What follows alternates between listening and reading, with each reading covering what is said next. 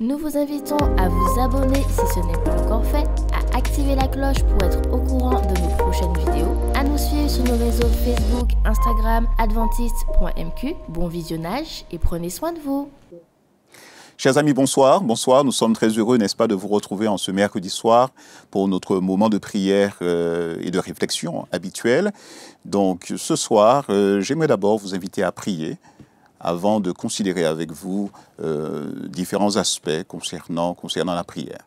Merci donc d'être là avec nous et de partager d'ores et déjà. Je vous souhaite une excellente soirée. Nous prions.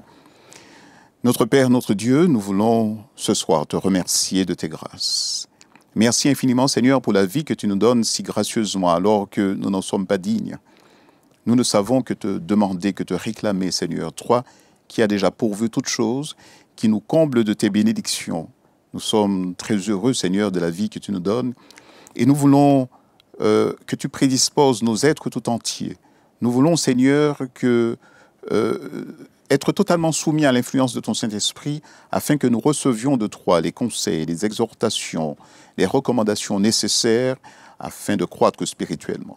Merci de nous inviter à la prière et merci Seigneur de nous permettre d'aller de l'avant, quoi qu'il advienne, malgré les soucis de la vie quotidienne. Nous avons l'assurance que tu te tiens tout près de nous. Aussi voulons-nous ce soir te consacrer ce moment de prière et de reconnaissance. Nous t'avons prié, nous n'en sommes pas dignes, mais par les seuls mérites de Jésus-Christ, notre Seigneur et Sauveur. Merci donc. Merci et j'aimerais ce soir considérer avec vous 8 bonnes raisons, 8 choses à savoir au sujet de la prière. 8 choses à savoir au sujet de la prière. Tout d'abord, le premier élément est que nous prions parce que nous aimons Dieu et non parce que nous aimons la prière. Si nous prions, effectivement, si nous nous adressons à Dieu, c'est bien parce que nous l'aimons. Prier, c'est ouvrir son cœur à Dieu.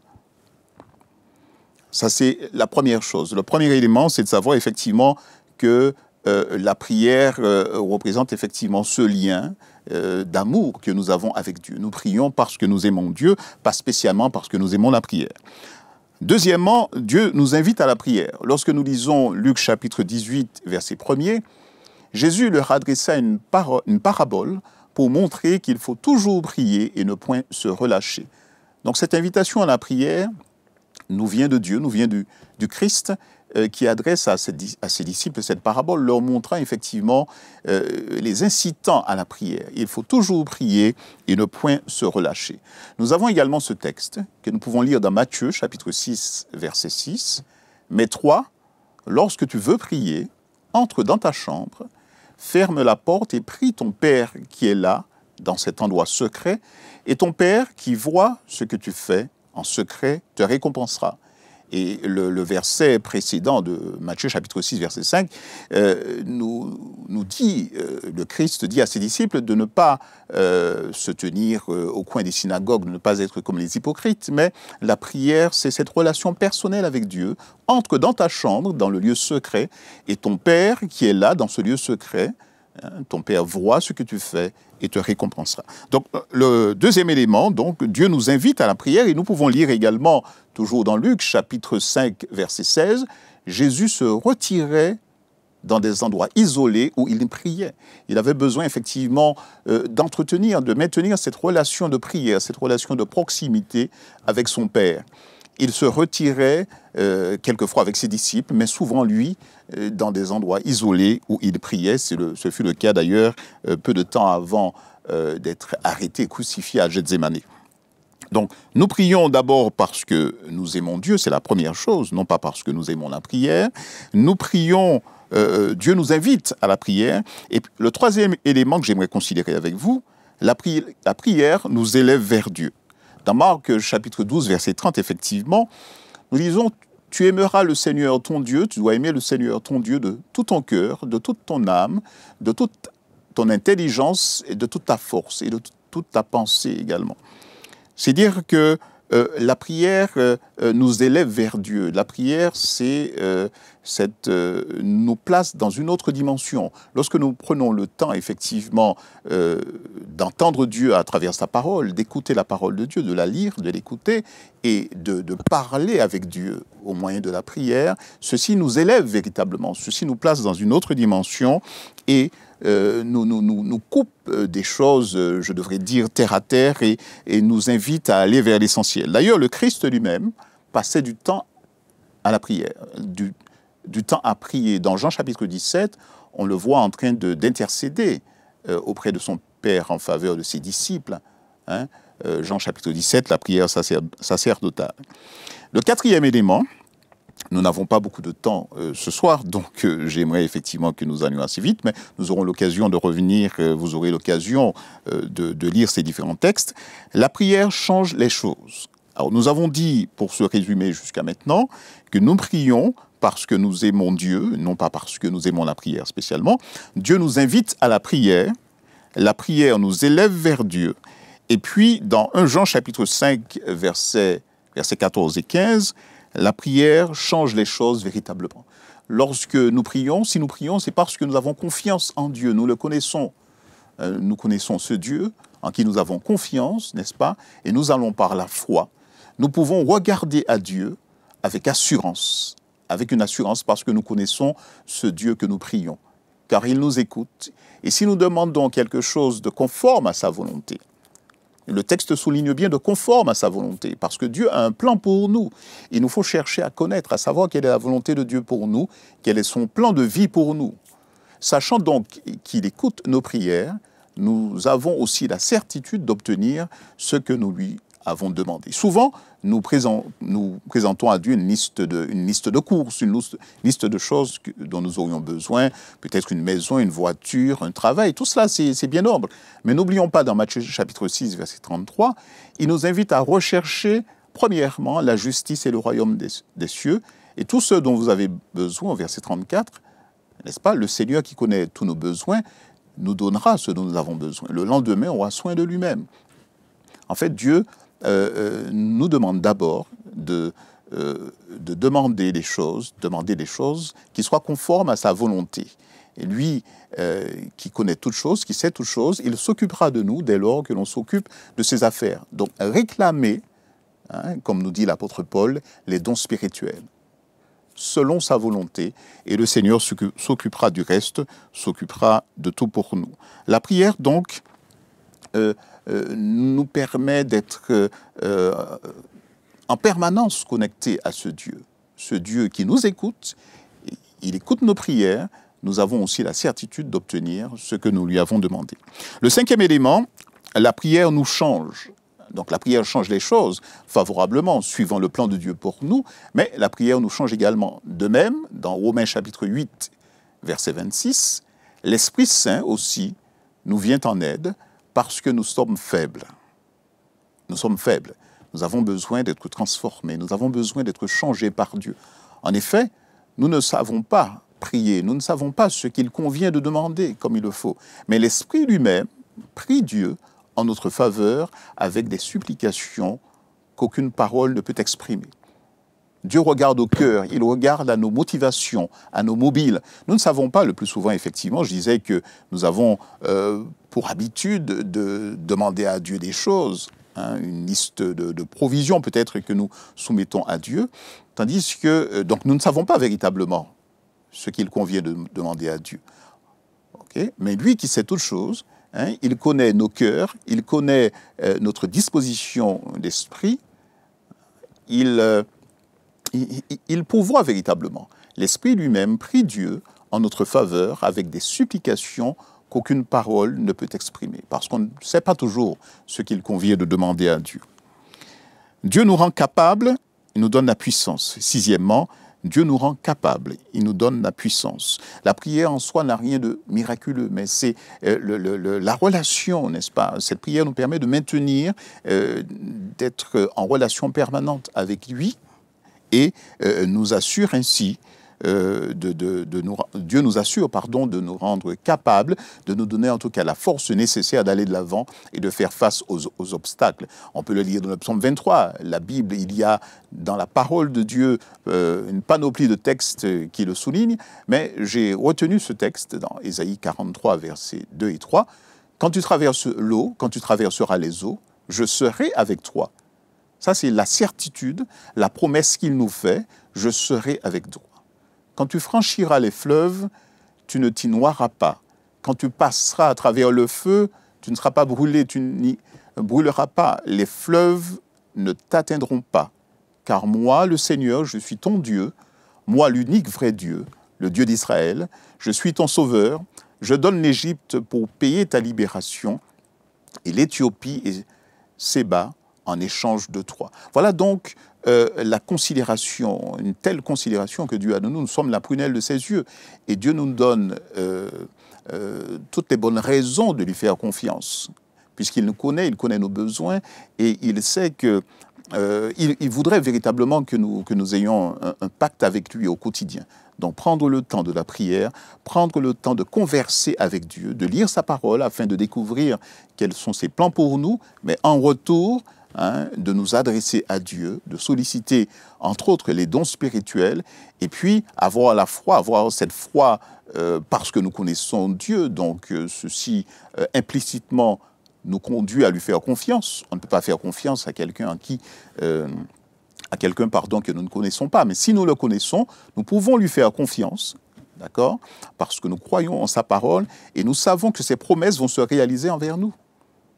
Quand tu traverseras les eaux tumultueuses, quelles que soient effectivement les situations difficiles, sachons que Dieu a déjà remporté la victoire pour nous, et que même si parfois nous nous sentons submergés, on se pose la question de savoir, mais est-ce que Dieu entend nos prières? Est-ce que cela vaut la peine de continuer de prier? Est-ce que on se pose toutes sortes de questions, mais le plus important est de savoir que la parole de Dieu nous donne toutes les garanties. Sois sans crainte. Dieu, qui connaît tes déboires, qui connaît tes problèmes, Dieu a déjà la solution pour toi. Donc apprenons à lui faire confiance et à continuer à persévérer dans la prière. Quand tu passeras à travers le feu, et nous sommes parfois dans des situations très brûlantes, des situations vraiment particulièrement difficiles, et parfois quotidiennement, mais le Seigneur nous donne la garantie, par la prière, n'est-ce pas, de nous réconforter, mais de nous rendre capables de traverser ces obstacles, ces moments difficiles. Le 7e élément, lorsque nous prions, c'est Dieu qui travaille. Effectivement, nous prions et parfois nous sommes impuissants, nous ne savons que faire face à certaines situations, mais rassurez-vous, j'aimerais vous dire ce soir que lorsque vous priez, lorsque nous prions, eh bien, Dieu travaille pour nous. Dieu ne cesse de travailler pour nous. Il nous demande simplement de lui faire confiance. Et il nous donne d'ailleurs la force d'accepter ce que nous ne sommes pas en mesure de changer. Donc Dieu travaille pour vous, Dieu travaille pour nous. Lorsque nous prions, c'est lui qui travaille. Et puis, la 8e chose, la 8e raison, si vous voulez, de prier, la prière est une déclaration de dépendance à Dieu. La prière est véritablement une déclaration de dépendance, d'appartenance à Dieu. Ça veut dire que nous reconnaissons que Dieu est bien au-dessus de nous. C'est un grand Dieu, que nous sommes faibles, que nous n'avons pas de façon intrinsèque, que nous n'avons aucun pouvoir, mais nous pouvons compter sur lui, nous pouvons nous appuyer sur lui, parce que littéralement, c'est lui qui nous porte face à certaines difficultés que nous traversons.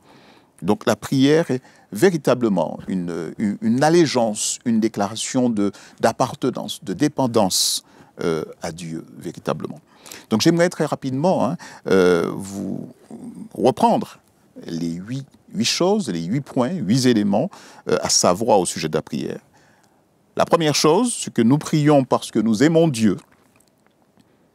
et non parce que nous aimons particulièrement la prière.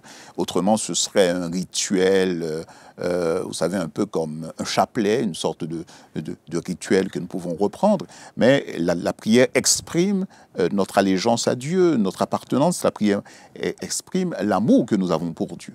Et si nous prenons le temps de prier, c'est parce que nous le connaissons, nous l'aimons, n'est-ce pas? Nous avons appris à avoir confiance en lui. Et ceci exprime pleinement, effectivement, cette appartenance, cette allégeance à Dieu. Dieu nous invite, deuxièmement, à la prière. C'est lui qui nous invite à prier. Comme lui-même, il a prié, il prenait le temps, parce qu'il en avait besoin, effectivement, d'être en relation permanente avec son Père. Il voudrait, et d'ailleurs il le dit dans la prière sacerdotale, permet qu'il soit un, comme toi et moi, nous sommes un, et que le monde voit que nous sommes unis. Et la prière, d'ailleurs, est un gage d'unité. Lorsque les chrétiens se retrouvent ensemble, lorsque les frères et sœurs d'une même communauté se retrouvent ensemble pour prier, là où 2 ou 3 sont assemblés en mon nom, je suis avec eux, je suis au milieu d'eux. Donc, sachez que le Seigneur, que vous soyez en famille ce soir, que vous soyez avec votre communauté, lorsque nous sommes ensemble, lorsque vous vous retrouvez, effectivement, et dans la prière qui émane du cœur, la prière sincère, sachez que Dieu se trouve parmi vous. La prière, troisièmement, nous élève vers Dieu. Ça nous élève vraiment au-dessus, ça nous permet de transcender certaines choses et dans une dimension, véritablement, dans une dimension spirituelle avec Dieu. Jésus, d'ailleurs, priait sans cesse, nous l'avons dit. Quatrièmement, la prière change les choses, véritablement. La prière change les choses et le Seigneur qui connaît nos besoins, n'est-ce pas, nous permet, dans cette relation de prière, nous donne, et également, surtout au moyen de sa parole, nous donne la garantie de s'occuper de nous et de pouvoir modifier certaines choses, de pouvoir changer les choses quant à notre avenir. Toutes les fois que nous sommes conscients qu'il nous faille rester dans cette relation, cette communion permanente, personnelle avec Dieu. Faisons-lui confiance, même lorsque l'avenir nous paraît sombre, nous paraît difficile, faisons confiance à notre Dieu et ne cessons jamais de prier notre Dieu. La prière nous change, nous l'avons dit également, cinquièmement. Est-ce que nous sommes prêts pour le changement ? Posons-nous la question de savoir, est-ce que nous voulons être totalement soumis à l'influence du Saint-Esprit afin que nous soyons changés? Un peu comme David au psaume 139 qui dit « Sonde-moi et regarde si je suis sur la mauvaise voie, si tel est le cas, conduis-moi sur le chemin de l'éternité. » Nous avons besoin parfois d'être remis sur le chemin de l'éternité parce que quelquefois nous nous égarons et nous sommes sur la mauvaise voie. Donc faisons cette prière de David « Sonde-moi et connais mon cœur ». Sixièmement, Dieu nous rend capables, nous donne la puissance. Oui, il nous donne la puissance effectivement parce qu'il nous dit, face aux difficultés, je serai avec toi, va de l'avant, n'abandonne jamais. N'abandonne jamais. Septièmement, lorsque nous prions, c'est Dieu qui travaille. Lorsque nous prions effectivement, c'est Dieu qui travaille. Dieu travaille pour nous nuit et jour. Dieu s'occupe de nos affaires. Il s'occupe de nos besoins. Il s'occupe de notre famille. Cherchez premièrement le royaume et la justice de Dieu. Mais Dieu s'occupe de tout le reste. Nous n'avons pas à nous soucier du lendemain, de savoir ce que nous ferons, ce que nous allons manger, quel sera notre avenir. Est-ce que nous serons en mesure effectivement de faire face à nos besoins? Enfin, Dieu sait toutes choses. Il voudrait simplement que nous soyons dans une confiance totale, une véritable relation, un véritable partenariat avec lui. Et puis, la huitième élément, la prière est une déclaration de dépendance à Dieu. Une véritable déclaration d'appartenance, une allégeance à Dieu. Voilà. Chers amis, j'espère que durant ces quelques minutes, vous avez pu revoir un certain nombre de choses et je suis très content que vous soyez en mesure de nous accorder ce temps de réflexion et il est certain que nous devons nous remettre en question et savoir quels sont nos véritables mobiles toutes les fois que nous nous adressons à Dieu par la prière. Mais je crois, par la grâce de Dieu, que nous pouvons aller de l'avant nous avons toutes les promesses, les belles promesses de Dieu contenues dans sa parole. Et en retour, il voudrait effectivement que nous le sollicitions régulièrement, que nous soyons en communion par la prière. Donc, persévérons dans la prière et faisons en sorte, chers amis, que la prière soit notre véritable priorité. Passons du temps avec Dieu. Il y a tant de choses à faire, il y a tant de dossiers à traiter. Nous sommes vraiment dans parfois dans une lutte pour trouver le temps, pour accorder du temps à Dieu, passer du temps dans la prière, dans l'étude de la parole de Dieu. Mais Dieu peut nous aider à aller de l'avant. Dieu peut nous aider effectivement parce qu'il connaît toutes choses et il sait que souvent nous sommes débordés, nous partons très tôt le matin, nous sommes pressés, mais il nous donnera, si nous sommes vraiment sincères, il va nous donner de pouvoir nous organiser différemment afin de lui accorder le temps nécessaire pour nourrir notre âme et afin de garder ce contact, cette communion, cette relation permanente avec lui. J'aimerais donc terminer ce soir avec vous, en vous invitant, en vous encourageant à passer du temps personnellement.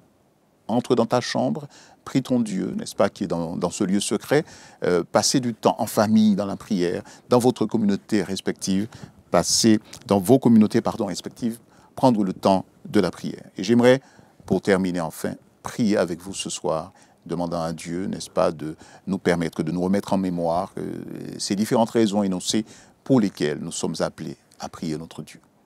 Prions.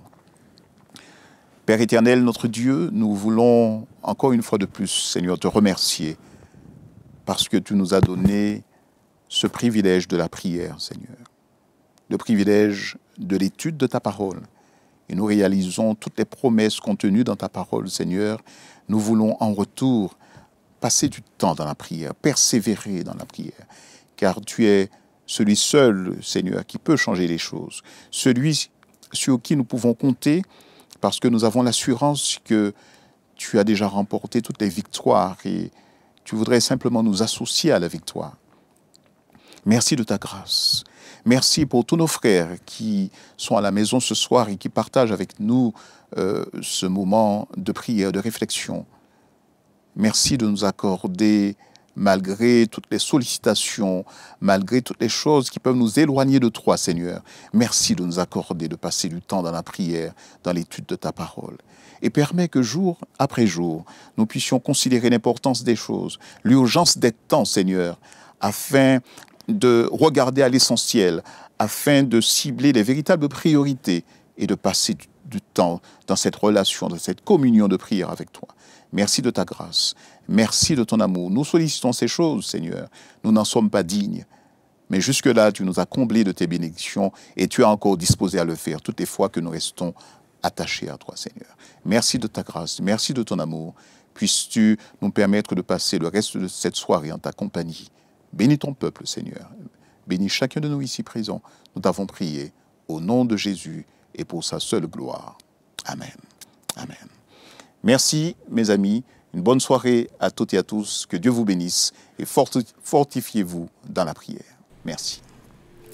N'oubliez pas de vous abonner si ce n'est pas encore fait, de liker et de partager avec vos amis si cela vous a plu.